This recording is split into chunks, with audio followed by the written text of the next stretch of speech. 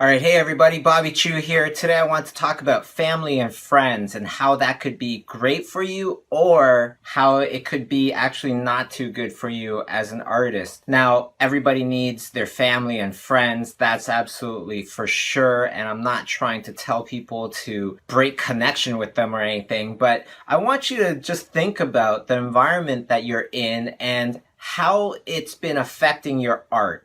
Okay, and what I mean by this is that a lot of times family, friends, they can be not supportive enough or actually way too supportive. So not being supportive enough is just advising you not to be an artist. Oh, you can't do that. Oh, you're not good enough. Maybe you should do something more realistic, things like that. That's not good. But then there's the other side of things where you're not drawing very well and people are also telling you, wow, you're amazing. Wow, that's great. That's really great. And giving you an unrealistic interpretation of how you're doing.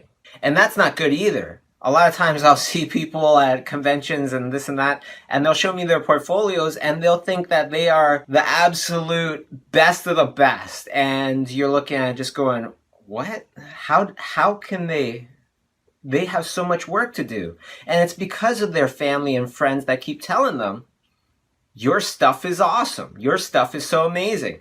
You know, it's really good to get out there, post your stuff on the internet, and let people kind of do what they do. And they'll tell you, maybe not through harsh comments or things like that, but perhaps through lack of comments, lack of likes and things like that, they'll be able to tell you what level you're at. And a lot of times this can be totally misleading as well, because you do some fan art of some Pokemon, people like it because they like Pokemon, but it's not because of the skill of your art. So things to look out for. Now, the other thing is when you're living at home, when you're in the environment of your family's home, a lot of times that can be a bad thing as well, because they figure, oh, the person's home. Hey, Bobby, why don't you mow the lawn? And then after that, why don't you wash all these dishes and do all this, do all that? Why? Why not? Because you're home. Like, you're just drawing, you know? Why can't you help out around the house? You know, when we started Imaginism Studios, we were all broke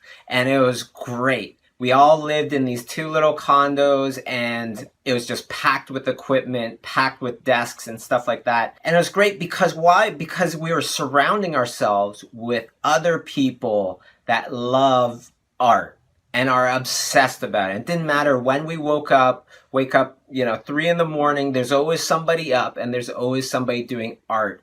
And it's a much better learning environment. So surround yourself with the right people. Surround yourself with good, awesome people that will keep that torch lit throughout the night, throughout your days, to just want to do art all the time, because every great artist needs to go through a good period of time where they are absolutely engulfed in art and just learning like crazy, or at least very, very consistently. Now, if you live in an environment where it's way too hard to buckle down to get into your art and there's just way too many distractions and you really, really want to get intense about learning and improving, I highly recommend applying for the Schoolism House. It's a house that we have just outside of Montreal, Canada, in Saint-Julien. It's a big house with a lake in the back, and only 4 artists are accepted at one time to live in this house for a 30-day intensive workshop where you would actually be living with your mentor, Thierry Lafontaine. So not only are you eating, drinking, sleeping, breathing art every day, all day, 30 days straight, but you're also living with your mentor to see him struggle through his projects, to see him stay up at night, to see him when he wakes up and things like that. The perfect environment to get supercharged. Not only that, but this house attracts the hungriest of the hungriest artists out there. So you would be living with 3 other artists from around the world to push you towards your dreams, to push each other in this awesome environment where there is nothing to think about except for art. And towards the end of your stay, we fly in a guest artist. Sometimes it's me, sometimes it's somebody else.